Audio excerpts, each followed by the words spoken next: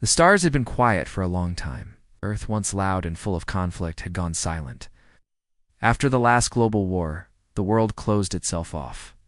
The old cities were ruins. Satellites stopped speaking. No signals left the planet.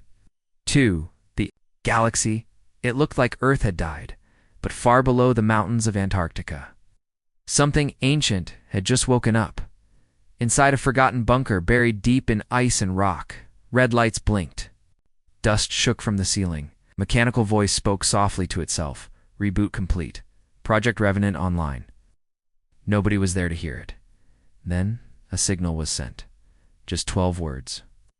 A simple message carried through dark space, fast and loud. We were silent because we were holding back. How it begins, right? It didn't sound like a threat, but in the galactic heart, alarms screamed. 3 light years away. On a listening post orbiting the gas giant Phrenaxis, Commander Valek was halfway through his sleep cycle when the alert hit. The comm room was flashing red, emergency level red. He blinked at the screen. The message had come from Sol System Earth's home, his second in command. A pale-skinned being with black eyes and a long neck leaned forward. "Earth is supposed to be dead," she said. Valek didn't answer.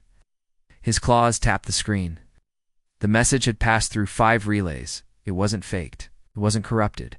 And it had come directly from Earth's surface. No one talks. "Like that, unless they have something dangerous," he muttered. She gave him a cold look. "We should report this." Valek was already opening a channel. Within 2 hours, the entire Galactic Council was watching the message. 12 words repeated once. No visuals. No demands. No signature. No hint of a voice. Still, something in those words felt cold, confident, final, in a chamber lit with floating screens and holograms. Council leader Ryan watched in silence. He had lived for 700 years. He had seen civilizations rise and burn. But this felt different. "Send a probe," he ordered. His advisor raised an eyebrow. "Just a probe. If they are bluffing, it will return. If not..." He paused. "We'll decide what to do with Earth after." 3 days later, the probe reached Earth orbit. It took scans. It listened. It searched. The planet seemed quiet. A few lights blinked in the dark. Some ruins stood tall. Most cities were dead. No signals. No heat spikes. Nothing alive on the surface. Then the probe turned its cameras to Antarctica. There was movement. Before the probe could react, a flash of light shot from the ice below. The feed cut out. Static. Silence. The probe was gone. The council watched in horror. That was advanced tech. The advisor whispered. Nothing from Earth should be able to destroy a probe that fast. Leader Ryan nodded slowly. Then Earth has not been sleeping. They have been preparing. He stood, robe swaying. "We cannot allow this. Not again." A week later, the first fleet was launched. It was small, just a scout force. 20 ships, enough to investigate. Enough to intimidate their destination. Earth's moon. The alien commander, Jorkin, stood on the bridge of his cruiser, smiling, looked at Earth like it was a bug. "Let's see what these primitives are hiding," he said. They arrived at lunar orbit smoothly. No resistance. No warnings. As the landing crew stepped onto the moon's surface, they joked over comms. "Nothing here but dust." One laughed. "I see no defenses," said another. Then one of them screamed. The scream ended instantly. Then another and another. The entire landing squad vanished within seconds. Back on the cruiser, the crew panicked. Screens went black. Sensors failed. Something was moving on the moon, something fast and invisible. "Pull back. Get us out," Jorchin shouted. But it was too late. From behind a crater, a swarm of drones rose, black, silent, sharp. They tore through metal like paper. Within a minute, 5 ships were destroyed. The rest fled. Only 2 made it back. One of them had a recording, showed a single frame, just one. A human figure, standing in a dark room, looking into the camera. He smiled. Then, the screen went black. The council was in full panic now. They have cloaking weapons. They have dark AI. They are not the same species we left behind. Debate turned to shouting. But one thing was clear. Earth had sent a message. And they meant every word. They had been silent now. They were ready. Back on Earth, deep in the mountain facility, the man from the video stood quietly. His eyes glowed faintly blue. He wasn't fully human, not anymore. He looked up at the blinking red lights and smiled. "They're listening," he said. Behind him, massive machines turned on towers of steel, glowing blue and white. Long-forgotten weapons. Satellite killers. Orbital shields, nanite clouds. All waking up. We warned them. We turned to a dark screen. Now we show them what Earth can really do. In the darkness of space, word spread fast. Colonies panicked. Ships rerouted. The galaxy buzzed with fear. For decades, they had believed Earth was finished. Now, Earth had spoken again, and the message was clear. We were silent because we were holding back. Now it begins, and this time, the galaxy knew. Humanity wasn't bluffing. The alien fleet drifted above the moon. What was left of it, debris floated in silence, broken metal, melted armor, and the shredded remains of what used to be proud ships. No escape pods were recovered, no signals, no survivors. Across the galaxy, panic spread like wildfire. Earth was supposed to be weak, forgotten, broken after its own wars. Instead, it had just wiped out an elite scout fleet in less than a minute. The Galactic Council tried to stay calm. The fear was already inside them. If a small hidden base on the moon could destroy ships built to invade entire star systems, what else was Earth hiding? They needed answers fast, and someone wanted revenge. 3 days later, second fleet arrived. This one wasn't just scouts, it was warships. 30 heavily armed cruisers, 2 dreadnoughts, and over 1,000 soldiers. They didn't come to talk. They came to conquer. They hovered above the moon, cautious now. No one wanted to be first. On the command deck of the lead ship, Admiral Krell paced slowly. He was large, cold, and had never lost a battle. His yellow eyes stared at the glowing image of the moon spinning on a hollow screen. He tapped it with one sharp claw. "Find the source," he growled. "Burn it." Then Earth. On the far side of the moon, something stirred. Under the dust, machines the galaxy had never seen before began to move. Some were older than the human race. Built by AI gods from before Earth's collapse, buried and hidden for this exact moment.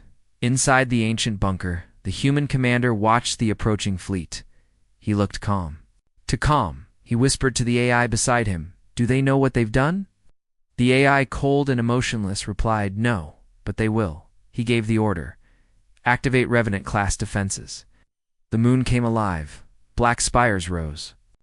From craters, invisible drones broke free from under the surface and vanished into the darkness.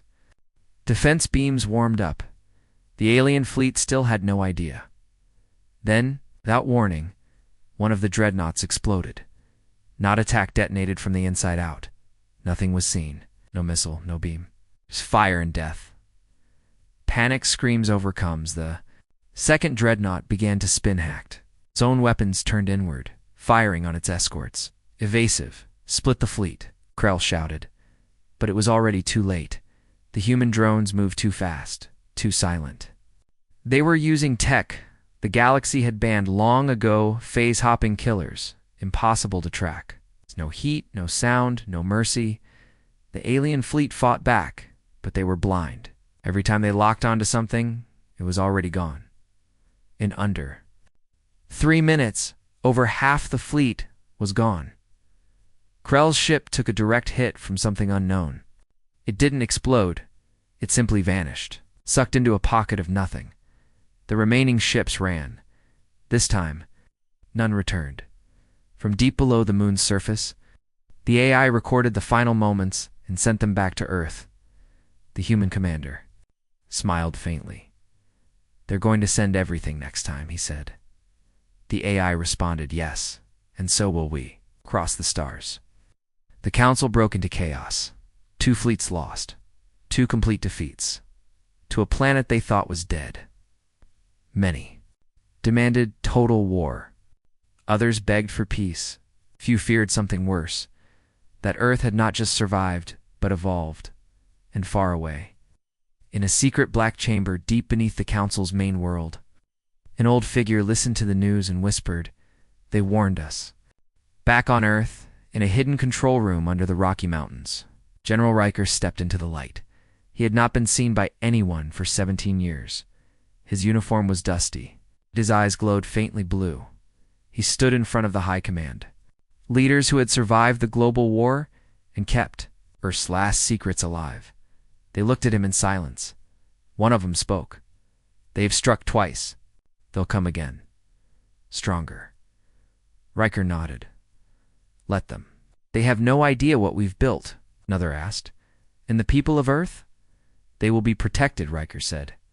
"But they must never know the full truth. Not yet." He turned to the screen, showing the shattered remains of the alien fleets. "This is just the beginning." Out in the dark, beyond the asteroid belt, a single Earth ship drifted silent, cold, invisible to every scanner in the galaxy. Its name, Phantom 1. Inside, the crew watched the war unfold from a distance. They were not military, not politicians, not even soldiers. They were scientists, and they were studying something Earth had found under its oceans, a signal. Ancient and strange, older than humanity, buried in code, locked for centuries, until now. One of them finally cracked it. She looked. Up in horror, "It's not just Earth warning the stars," she whispered. "Something else is waking up." Back on the moon, Human Commander received the new message. His screen blinked once, then again it wasn't from the alien fleet. It was something far worse. The ancients locked beneath Earth long before history, and now it's listening again. The war had started, but the real danger hadn't even arrived yet. Darkness spread across Earth's upper orbit. The stars, once peaceful, now seemed to stare back with suspicion. Humanity had broken its silence and the galaxy had answered with fire. 2 fleets had fallen. One warning had become a storm, and something deep within Earth was beginning to stir, in a sealed control chamber far beneath the Rocky Mountains. General Riker stood in front of a massive digital wall. Hundreds of satellite feeds, drone footage, and alien transmissions flashed. Across the screens, the room buzzed with quiet voices and cold decisions. A soldier approached. "Sir, the Council's 3rd fleet is en route. It's twice the size of the last." Riker didn't flinch. Expected. Their fear makes them predictable. The soldier hesitated. "They're sending world burners this time." Now Riker paused.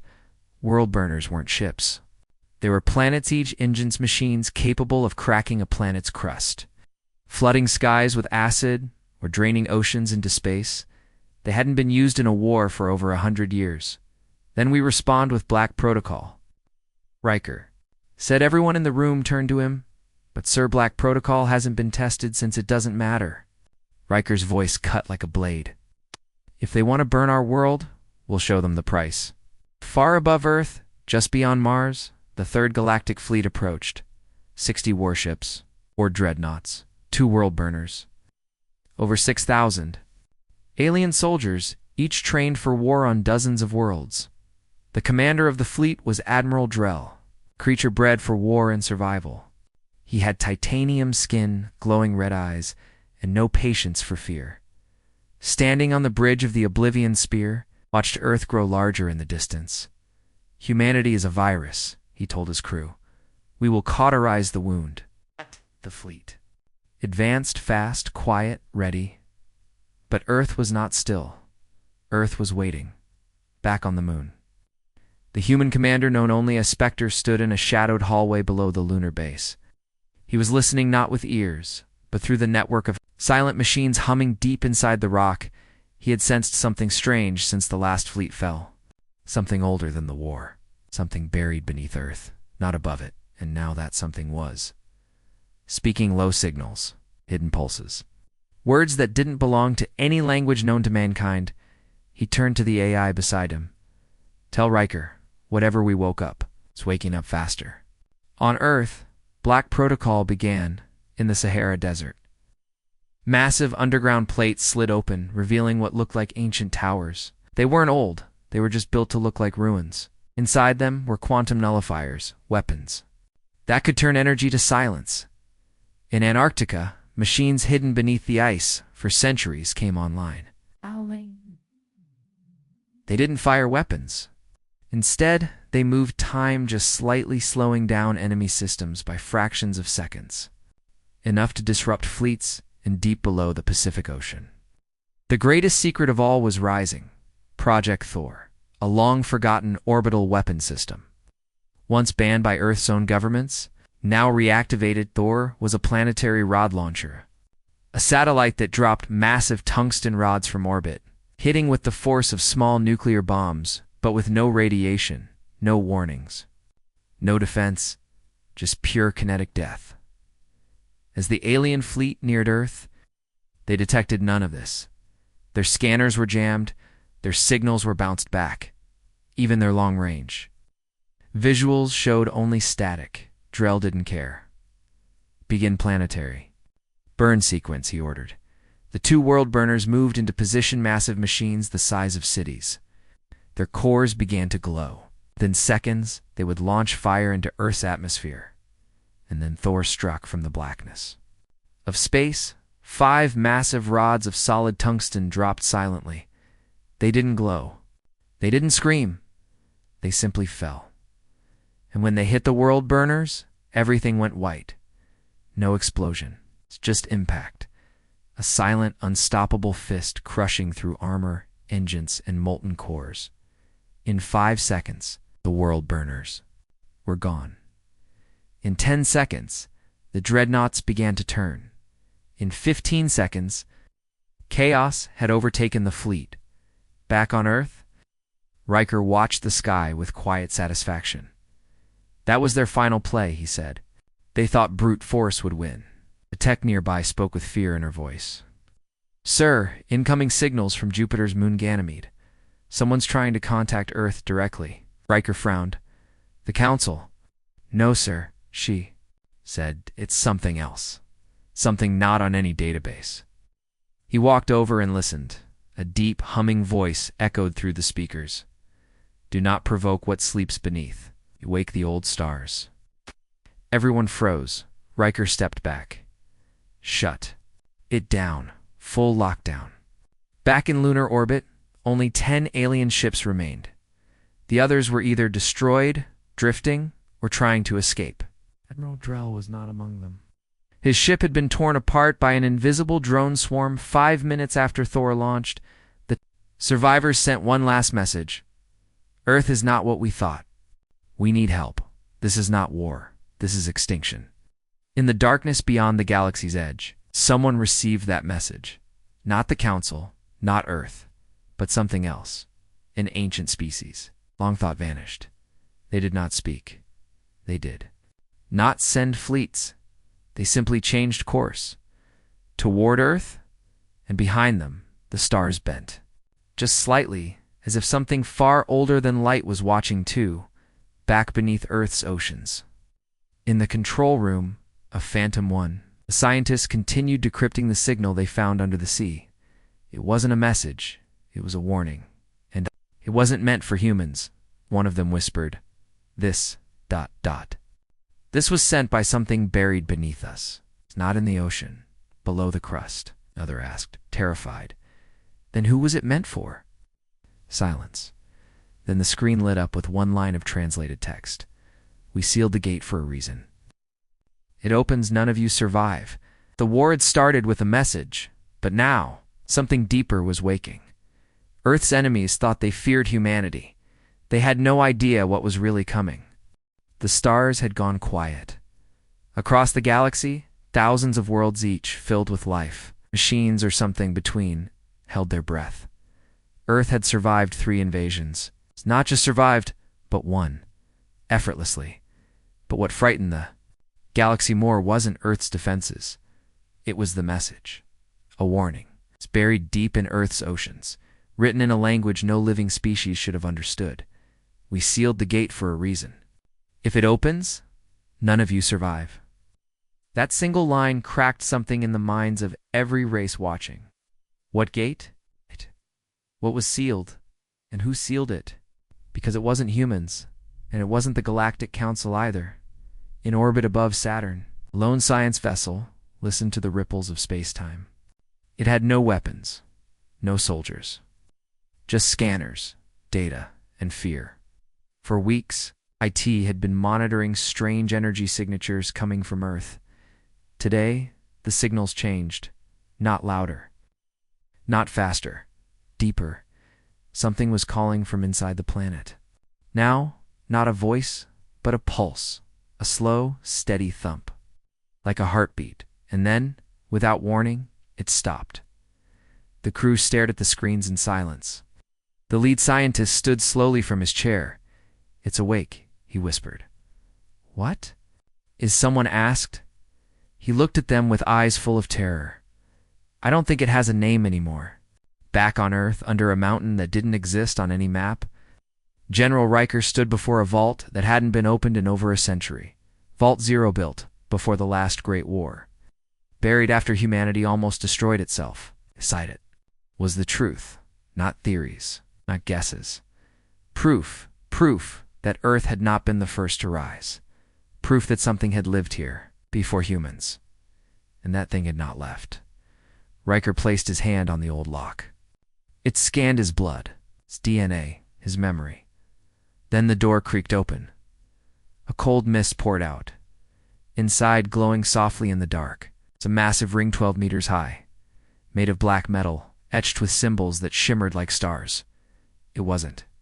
Built by humans. The AI beside Riker stepped forward. This was not meant to be found. Riker didn't blink. Then it should have stayed buried. On the moon, Spectre, commander of Earth's outer defenses, received new intel. Massive gravitational shifts had been detected beneath the Pacific Ocean, not earthquakes. Something moving upward, slowly, pushing against the crust of the planet. Itself. He narrowed his eyes. It's rising. The AI near him nodded. The gate is no longer sealed. Spectre sent a silent message to Riker. We're running out of time. If the seal breaks completely, we lose control of the war. Far across the galaxy, the Council met again what was left of it. The room was silent, not out of peace, but out of dread. A representative of the Gyric Empire stood, shaking eye. Saw the footage? Earth didn't just defeat our fleets, it let them come. It wanted a war. It was testing something. Another voice spoke. Cold. Slow. Double quotes. No, Earth didn't want a war. Earth is afraid. The room turned toward him. The speaker was old. Older than the Council, the being who had lived through the fall of 100 systems. And he had seen this before. In my youth, he said, there were stories of planets that should never be touched. Planets that once held ancient prisons, not for creatures, but for concepts. For forces so powerful, they had to be sealed inside stars and stones. He looked down at the hologram of Earth. Your fleets didn't fight humans. They fought the locks. And now one of them is breaking. In the Pacific Ocean, the water began to boil, thousands of miles wide. A massive ring of glowing red light appeared under the waves. Ships nearby lost power. Planes fell from the sky. Satellites blinked out one by one. Something was pushing through. The sky above turned black, not from clouds, from absence. A hole in the sky, like someone had punched through reality itself. Riker stood on a cliff above the ocean, watching the impossible unfold. Behind him, engineers powered up Earth's last defense system, the Crucible. It wasn't a weapon. It was a trap, built to contain anything that came through the gate.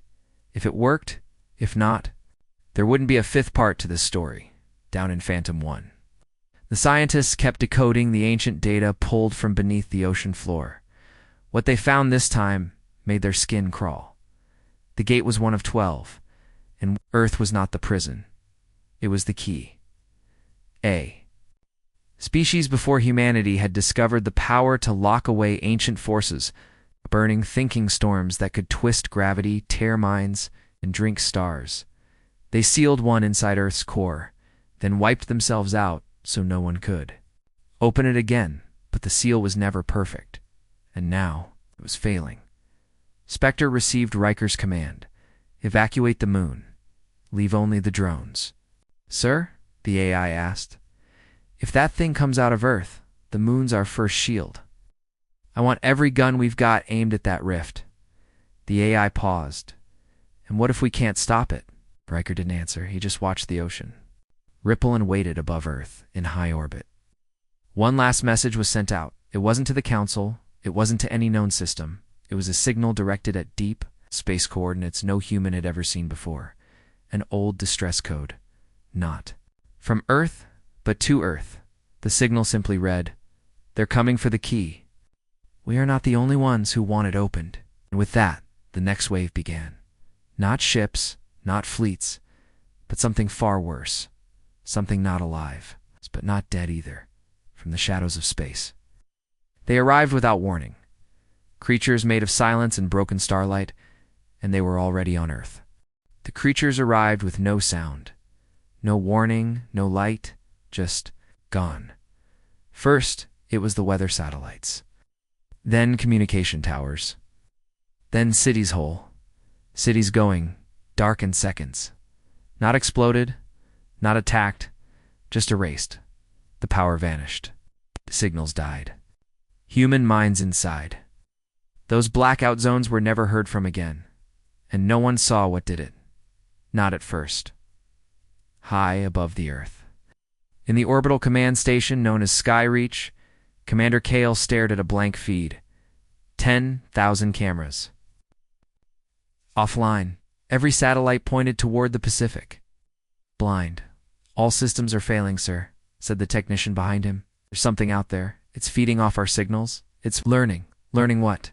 Kale asked, but he already knew. It was learning us. Beneath the ocean, the gate had fully opened. The giant ring pulsed with red and black energy.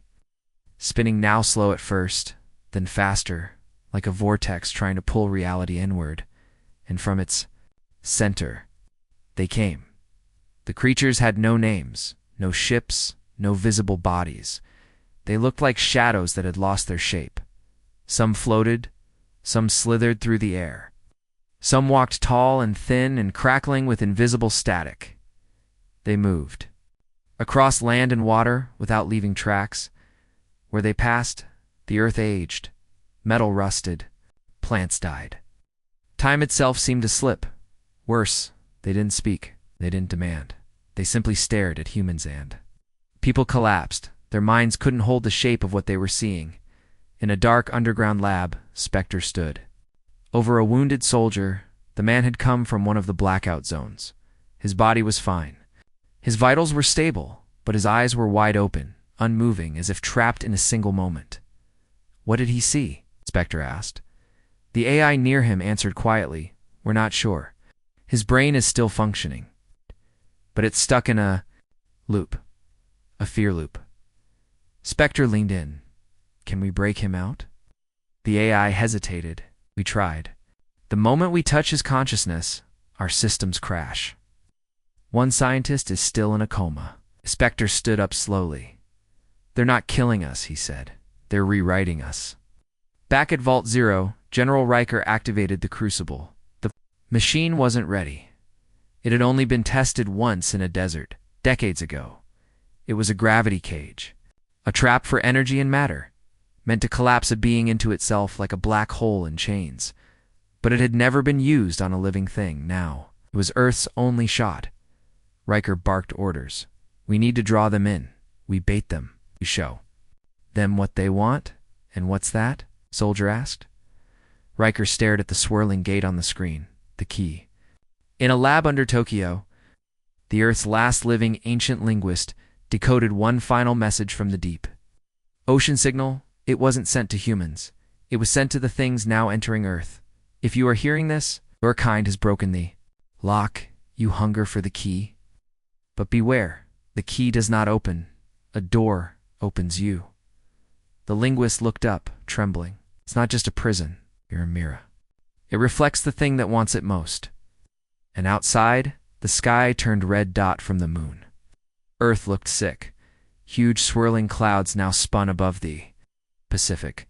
The light bent, the atmosphere cracked with color, and the sea had gone black. "Commander."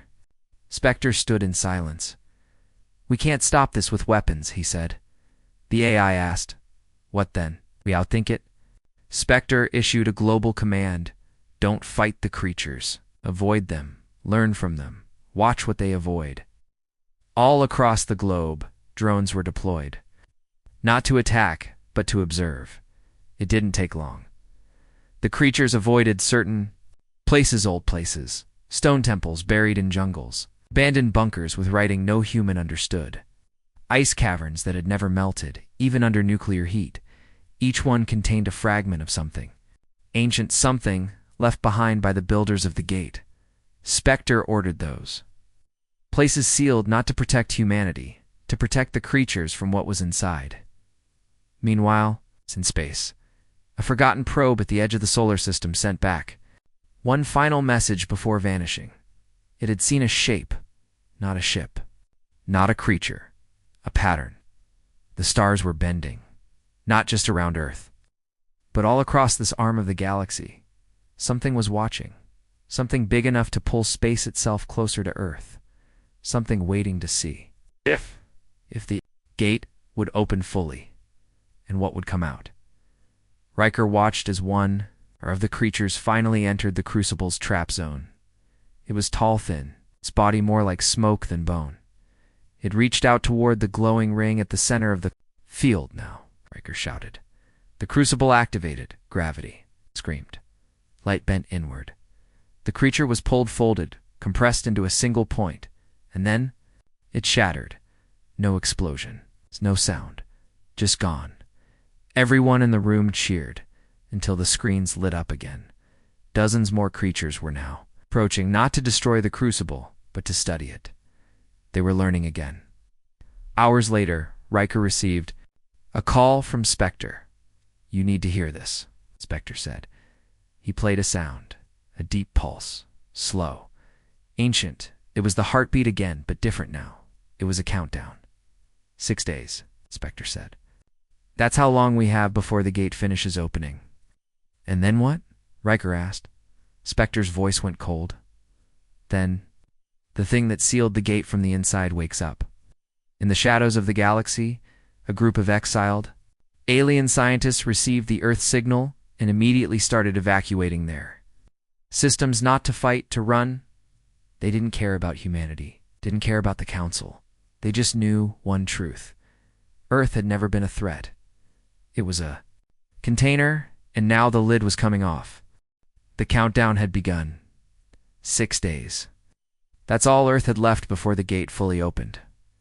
Nobody knew what would come out, not even the creatures that had already arrived, but deep underground. Something else was moving. Something older than older than time. It had been sealed long ago, might by chains or walls, but by fear, and now was waking up in a hidden base under the Himalayan mountains. A team of scientists activated Project Equa Classified, this AI that had been offline for 73 years. It was not a normal AI, it was grown from a shard of the gate itself. No one knew if it was alive, or if it was watching them. The screen flickered on. "Why have you broken the silence?" it asked. The lead scientist stepped forward, heart racing. "I didn't. Something else is breaking through." The AI paused, then answered, "Then the prison is failing and it is listening again." Meanwhile, The creatures that had landed on Earth began to change. Some grew larger, some split into dozens of smaller shadows, and some began speaking, not with words, but with echoes. They used human voices, stolen phrases, replayed memories from people they had never met. Soldiers heard the voices of their mothers, pilots heard their own screams from dreams they never remembered. Having it wasn't just invasion anymore, it was possession. They were trying to become human, above the Earth. Spectre watched silent footage of Antarctica. A deep fissure had opened there, not caused by any earthquake or shift. From it, light poured out, not bright, not warm, but cold. A white so pure it hurt to look at. Inside the fissure, the walls were covered in runes, Spectre zoomed in. They were the same. Symbols found on the gate, but older. Carved by hand. One symbol repeated again and again. Do not feed the mirror. In Vault 0, Riker received an alert. The crucible had just collapsed, not destroyed. It had imploded, folded in on itself, and vanished from space entirely. Gone. There were no alarms. No explosions. Just silence. And then the message appeared on every screen. They know. Riker stared at the words, trying to understand. The AI nearby whispered, "General, they've learned our tech. They're using our systems now." Shh. A quiet valley in Peru, a teenage girl named Anya walked into the jungle. Drawn by a sound only she could hear. It was humming, soft, calling. She found an ancient stone hidden beneath vines. When she touched it, her vision exploded with stars.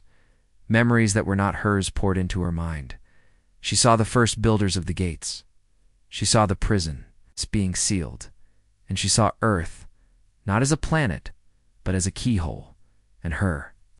She was the key. Across the galaxy, panic spread. The Council was finished. Their fleets broken. Their homeworlds dark. Rogue species began attacking each other, trying to grab resources. Trying to escape the edge of the chaos. But no ship could go fast enough because space itself was bending inward, like gravity, pulling toward a black hole, toward Earth. The war wasn't just galactic now, it was cosmic, and Earth was the center. Not by choice, by design. Back in orbit, Spectre reviewed the final drone footage. In the Pacific, the gate had stopped spinning. It was open. But not in a way they had expected. The gate had unfolded like paper layers, peeling back in impossible angles, revealing a deep tunnel into nothingness. At the end of it, something watched. Not a creature, not a god. Just eyes. Millions of them stacked on top of each other, blinking in sync, and then one single word echoed across every radio. Phone, every mind. Return. Riker knew what it meant. The thing inside the gate wasn't trying to escape. It wanted humanity to come in. Why us? A soldier asked.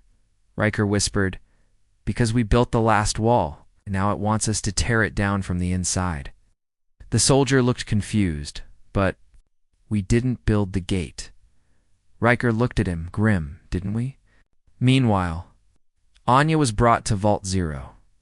The AI scanned her. Every system blinked green. She was compatible with the gate's core, its frequency. Not because she was special, but because something in her DNA was ancient, older than humanity. A genetic thread left behind by the gate builders, buried in certain bloodlines, waiting to be triggered. She was the final cipher, the last piece, and now the gate was calling her home. Spectre made a decision. If Earth is the key, he said, then we lock it for good. Riker stared at him. You mean detonate? Spectre nodded. We burn the core. We destroy the gate, even if it takes us with it. But Anya stepped forward. No, she said. If you destroy it, the gate opens elsewhere. You'll only delay it. There must be another way. Riker looked at her. You're 15. What do you think you can do? She looked back at him calm. I remember how it was sealed. I didn't learn it. I remember it. They were silent, and then Spectre said, Let's buy her time. In the sky, the stars began to move, not slowly fast. Formations shifted. Lights rearranged, not by accident, by intention. Someone or something was drawing a symbol in the galaxy. Itself, a warning sign. But to who? Riker stared at the pattern forming in the heavens. Then it hit him. It's not for us, he said. It's to warn them. The thing in the gate is not trying to escape. It's trying to trap something worse. And at the bottom of the ocean, where the gate stood wide open, where the creatures circled in silence, a second gate began to form. But this one didn't spin, it breathed. And when it opened, there were no creatures, no eyes, only a single message, carved in black flame across the sky. You opened one door. Now we open ours. The second gate was not like the first. It did not spin. It did not hum. It did not pull light inward. It pushed everything away. Oceans trembled, clouds broke, the earth tilted. Just a little, but enough for satellites to record. Something was stepping through.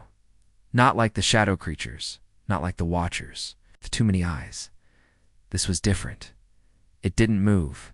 It forced the world to move around it, and the air screamed when it arrived in Vault Zero. Alarms screamed. Spectre stared at the screen. "What is that?" he asked, though he knew no one could answer. The screen showed static, then focus. The second gate had formed high in the sky above the Pacific, but not in space. It floated between layers of reality, like a crack in glass, and from it, massive was forming. Not a ship, not a creature, a structure. "It's building something," said one of the technicians. "A machine? A station?" "No," said Spectre. "It's building a cage." Riker stepped beside him, face pale. A cage. For Earth. Spectre said nothing, but the silence was answer enough. Far below in the hidden vault, Anya stood before. The core of the first gate, it pulsed gently, no longer violent. It had accepted her. When she touched it again, her mind opened. She saw the builders. They were not human. Not even close. They looked like carved stone come to life, cold, precise, ancient. They had created the gates as locks, but not for creatures, for ideas. Living concepts, things that fed not on flesh but on thought, on belief, on fear. And one of those ideas had escaped. That's what Earth had been used for, not a home, containment field. Above the clouds, the new gate finished forming. Then it opened. The light that spilled out was colorless, so white, made people blind just from glimpses. On screens, and then the message came. Not in words, not even in sound. It came as a pressure behind every eye, a whisper in every dream. One has broken the pact. The war must begin again. Earth is to be erased. In Skyreach Station, Spectre made the call. Global alert, all remaining defense satellites, all launch systems, get ready. Riker turned toward him. "Are you serious? You're going to fight that?" "No," said Spectre. "I'm going to distract it."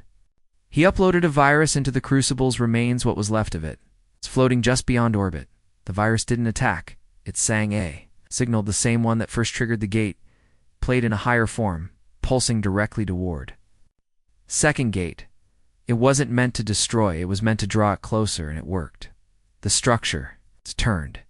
It saw Earth again. It moved, and it spoke. "You are the echo. You will be the first to fall." Anya was changing. Her eyes burned white with gate light. Her skin shimmered, as if becoming something more than human. She walked into the center of the gate's engine chamber. Technicians stepped back. She reached toward the console and typed in a sequence no one had taught her. The screen blinked. Language set. Origin protocols user identified. Bloodline 0 gate. Control. Manual mode Enabl Deshi was now in control. She looked up and whispered, "I remember everything." Elsewhere, people around the world began to awaken, not just emotionally, physically. They saw the skies shift, saw shapes behind clouds, heard old voices in their heads. Some wept, some collapsed, some changed. Whatever lived inside. The gate was waking up inside them too. The builders had left a backup plan. A living lock. Anya was not the only one, and now humanity was remembering its purpose. It wasn't just to survive, it was to guard. On the moon, a hidden satellite from an ancient alien race blinked awake for the first time in 100,000 years. Its message was short. Signal confirmed. Cage integrity failed. Stage 2, initiate fallback species. And from the dark side of the moon, ships began to rise. Not from Earth, but from long-forgotten civilizations who had hidden their last hope on our doorstep. Earth was never alone. It was just ... asleep. And now, everything was waking, Riker ordered. Every remaining human warship to the Pacific. Thousands of pilots, soldiers, drones, AI systems, and mobile labs gathered in the sky above the swirling water. A storm had formed a perfect circle. Inside it, the first gate glowed red above it. The second gate glowed white, and Earth was trapped in between. "This is it," Riker said. "We're either defenders or dust." Spectre's voice came through the comms. "We hold the line. By Anya time. No retreat." The storm opened its mouth, and something screamed from the other side. In the air, the creatures attacked again. But this time, they were not alone. Something new had arrived. They looked like glass statues with wings made of lightning. They moved fast. Too fast for the eye, and cut through matter like thought. Every missile failed. Every laser burned cold. Human. Ships fell from the sky, but still, they kept coming. Not to win, to delay, to protect Anya, because she was now connected to the gate, and she was doing the act impossible. She was reversing the signal. Not closing the gate, but sending something back through it. The second gate shook. The voice inside screamed. It did not want Anya's light. It feared it, because light was not power. Light was truth, and Anya was sending the true image of Earth's purpose back through the network of gates, across stars. Across minds, across memory, the creatures attacking Earth paused. Some turned, some collapsed, others vanished, as if pulled away by something stronger than gravity. And in the storm, the voice came again, but not as a threat, as a question. "What? Are you?" Anya, glowing brighter now, smiled sadly. "Not yours." She pressed the final command, and the sky split open. A third gate began forming above the others. But this one was not from the enemy. It was from the builders. An emergency door, the final lock. It wasn't meant to close Earth in. It was meant to seal everything else out. Time slowed. The light bent. And then, from the third gate, something emerged. Not a creature, not a weapon, but a seed. It hovered in the air, tiny. Glowing gold, and dropped slowly into Anya's hands. She turned to Riker. "It's a new start," she said. "It will only grow if we survive." Riker looked up at the sky. 3 gates, a war beyond imagination, an Earth hanging by a thread. "Then we protect the seed." But far away, in the cold corners of the galaxy, someone else had seen it too, and they were coming. Not for Earth, but for the seed. The war wasn't over. It was just beginning again. The world held its breath above Earth. 3 gates floated like gods in the sky. 1 red, 1 white, and 1 gold. Below, cities had gone quiet. The air shimmered. Every clock had stopped ticking. Time itself was unsure whether to move forward or backward, because something was coming. Not fast, not loud, but final. And it would decide if Earth lived or ended. Anya stood in the middle of Vault 0, the golden seed glowing in her hands. It was warm. It pulsed with something ancient, older than stars. It was alive, and it was watching her. Around her, the room flickered with lights and failing systems. The storm above Earth grew worse. Tornadoes spun in places they never had before. Oceans pulled away from coastlines and then slammed back harder than ever. The planet was breaking, and the only thing holding it together was her Rikers. The voice came through the speakers. "How long until the seed activates?" Anya shook her head. "It's not like a bomb or a machine. It's a choice. I have to plant it. But if I do, it rewrites Earth." Spectre chimed in from Skyreach Station. "Rewrites how?" Anya took a breath. "It resets the war, closes the gates, wipes out all memory of them. Humanity forgets everything. Even me. In space." The second gate, the white one, cracked. The thing inside it was trying to get out. It was angry, not because it was losing, but because it had seen the seed and it feared it. The third gate, the gold one, sent a beam of light straight into the Earth's core and deep below the crust. Something began to move. Not metal, not fire, but language. Words. Thousands of them. In millions of voices, forming a single command. Protect the defender. Activate final lock. And Earth listened. The planet itself began to shift. Not like a weapon, like a message. Riker ordered all remaining ships to shield the vault. The sky was now full of lightning, energy, and debris. Creatures swarmed across continents, still trying to pull something from Anya's mind, but they were slower now, weaker, because seed was spreading light. Every human who saw it remembered something they didn't know they had forgotten. We were not made to rule the stars. We were made to guard them and the enemy. It wasn't just an alien race. It was a thought, a living parasite made of fear, doubt, war, control. And it had been waiting for a host strong enough to carry it across galaxies. Earth had once said no. Now it had to say it again, louder, forever, in Skyreach Station. Spectre walked into the core chamber. He opened the hidden file no one was supposed to know about. Project Phoenix Final PROTOC. Lonely one line of code blinked on the screen. Light the fuse. He pressed the button, and every ancient satellite, every backup gate, every hidden failsafe began to burn. Not with fire, with memory. The stars themselves flashed like strobes, sending out Earth's signal again.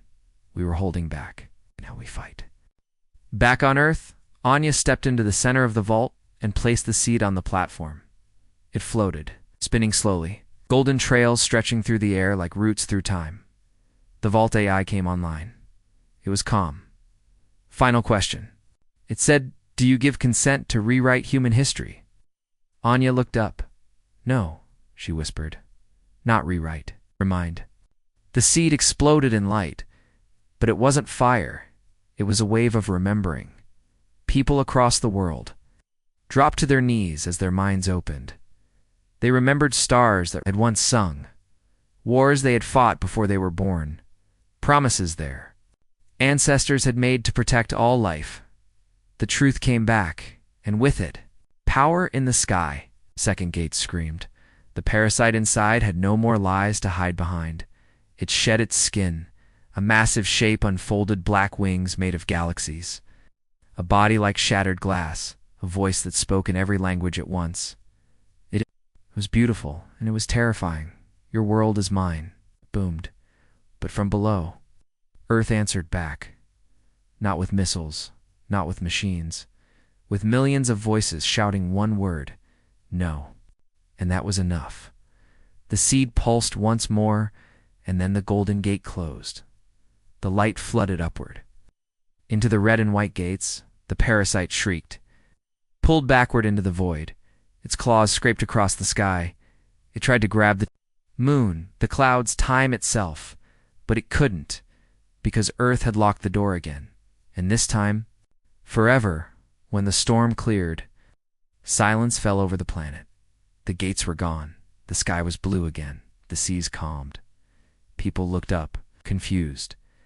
There were no memories of war, no ships, no monsters, just peace.